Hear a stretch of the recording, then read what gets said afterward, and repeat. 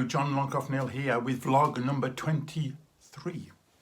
I'm going to talk about the good old days. Before I do, I tell you what is roasting out there. It's 30 degrees C, 30 degrees Celsius. What happened to centigrade? Not sure. Anyway, for those in foreign parts which are way behind the times, that's 86 degrees Fahrenheit, if you need to know. So anyway, I'm obliged to put this shirt on. Do you like it? I quite like it. Right, today there is a Facebook page which I am privy to, which is the Coventry I Remember, which is great. I was born in Coventry. I went to school in Coventry and lived there all that time. It's only not far away now. We go back often. So to look on this page is great at the photographs and so on. And then somebody will comment, oh, wasn't it the good old days?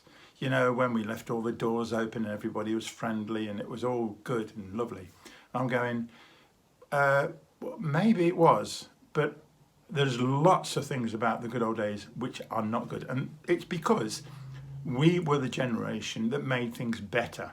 And we made things better because things were not good. And this is a whole list of things. It might take 2 versions of this vlog because I'm not going to get all this in to 5 minutes. Oh yeah, by the way, sorry, that's another one of my little pictures. Where should we start? Health. We'll start on health. Dentistry. The English are not known for their good dentistry, it has to be said. I'll keep mine closed so you can't see.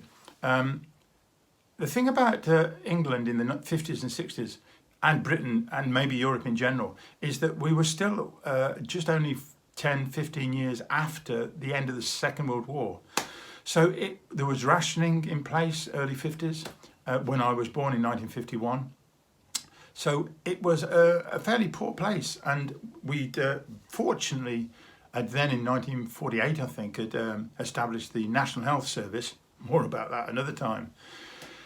And that is absolutely brilliant, where you can go to the hospital and just have anything done and you don't have to pay immediately there and then. The state pays for it for you when we pay it. Yeah, we were poor. The land was poor. We didn't have many cars. We didn't have any fridges, refrigerators in the house. We didn't. The house I moved into when I was about 1954, it didn't have a hot water system in it. It had a bathroom inside, but no hot water system, and certainly not central heating. And in this country, you do have to heat up quite a lot. But the dentistry was terrible. I remember I was 13. Now, that would have been in the early 60s, and I had to go. My teeth they weren't bad. Yes, they were. I had 12 fillings. I had to go for 3 weeks when I was 13 across town on my own from school and call into the dentist and have 3 or 4 fillings done. I still got them in, actually. At that age, it was a bit of a shock, I have to say. And many people of my age did not have good teeth. I think the British are known for it. I don't know how the Americans managed to keep their teeth looking so good. Maybe you can tell me how or why. Having said that, most people now of my age do still have their own teeth. See, they're all there, and it's better than not. Anyway, yeah, and the toothache was commonplace. Toothache was quite common. I remember it distinctly and very well. What else was not good? Oh dear, so many things. Smallpox and polio were diseases to be feared. I've still got a mark on my arm when I had a smallpox injection, and we were inoculated against polio. But a number of people did catch polio in particular and were crippled because of it. I knew a number of adults were in that situation. And this is a good one.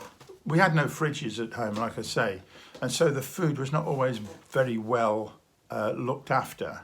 And I can remember distinctly in school, when we had a school assembly in primary school, almost every other week, some kid would throw up because they'd have tummy troubles and they'd throw up on the floor.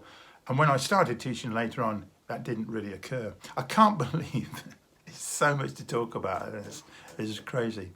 That's 5 minutes up, so I'm going to leave it here. I'm going to put this out at my 4 p.m. next time, but it'll be 5 p.m. and I'll see you next time. Okay, bye-bye.